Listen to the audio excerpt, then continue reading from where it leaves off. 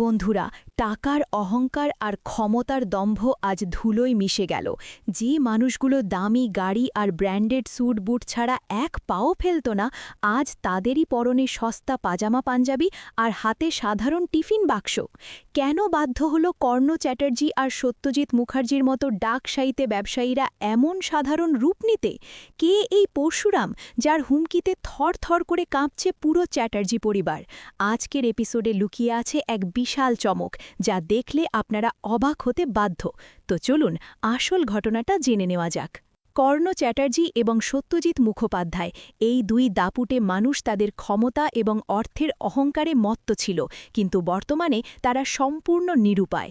Press, media এবং এক অজানা বিপদের চাপে পড়ে কর্ণ চ্যাটার্জি ফোনে শিবপ্রসাদ গাঙ্গুলি ওরফে পরশুরামের কাছে আত্মসমর্পণ করতে বাধ্য হয়। পরশুরাম তাদের সামনে এক অদ্ভুত শর্ত রাখে। শর্ত হল তাদের সমস্ত ব্র্যান্ডেড পোশাক, ঘড়ি, দামি জুতো ছেড়ে সাধারণ রিফিউজি মার্কেটের সস্তা পাজামা পাঞ্জাবি এবং নাতনিকে দামি গাড়িতে নয়, রিকশায় করে স্কুলে দিয়ে আসতে হবে।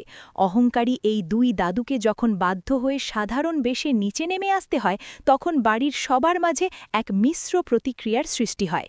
একদিকে তাদের অহংকার ভাঙার দৃশ্য, অন্যদিকে তাদের এই অসহায় অবস্থা, সব মিলিয়ে গল্পের এক দারুণ নাটকীয় মোড় তৈরি হয়েছে।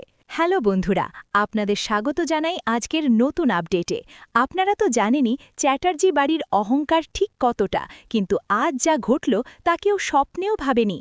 কর্ণ চ্যাটার্জি, যিনি সবসময় সবাইকে হাতের মুঠোয় রাখতে ভালোবাসেন, আজ তিনি নিজেই আটকা পড়েছেন পরশুরামের জালে। মিডিয়ার চাপ আর চারপাশের অশান্তিতে তিনি এতটাই অসহায় যে ফোনে হাত জোর করে শান্তি ভিক্ষা চাইলেন শিবপ্রসাদ গাঙ্গুলির কাছে। আর শিবপ্রসাদ, সে তো এই সুযোগেরই অপেক্ষায় ছিল। সে জানিয়ে দেয় সে আর কেউ নয়, সে হল স্বয়ং পরশুরাম। পরশুরাম শর্ত দেয়, কাল সকালবেলা কোনো দামি স্যুট বুট নয়, কোনো ব্র্যান্ডেড জুতো নয় বা ঘোড়ে নয়, একদম সাধারণ রিফিউজি মার্কেটের সস্তা পাজামা পাঞ্জাবি পরে নাতনিকে স্কুলে দিয়ে আসতে হবে। আর হ্যাঁ, কোনো এসি গাড়িতে নয়, যেতে হবে সাধারণ রিকশায়। বন্ধুরা, ভাবুন একবার দৃশ্যটা। বাধ্য হয়ে কর্ণ আর সত্যজিৎ যখন সেই সাধারণ পোশাকে হাতে টিফিনের ব্যাগ নিয়ে নিচে নামল, বাড়ির সবাই তো অবাক। ছোট্ট নাতনিও যেন বিশ্বাস করতে পারছে না তার রাক্ষস দাদুরা আজ এত ভালো দাদু হয়ে গেল কিভাবে।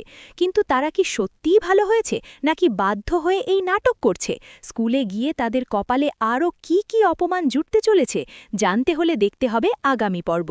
আগামী পর্বের টান টান উত্তেজনা অপেক্ষা করছে।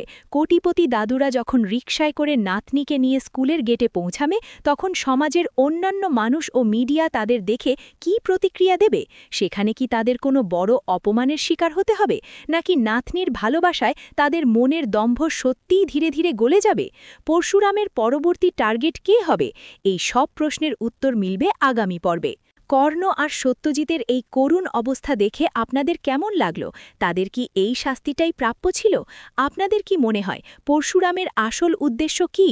সে কি এখানেই থামবে? স্কুলে যাওয়ার পর এই দুই দাদুকে কি আরও কোনো বিপদে পড়তে হবে? কমেন্ট করে অবশ্যই আপনাদের মতামত জানান।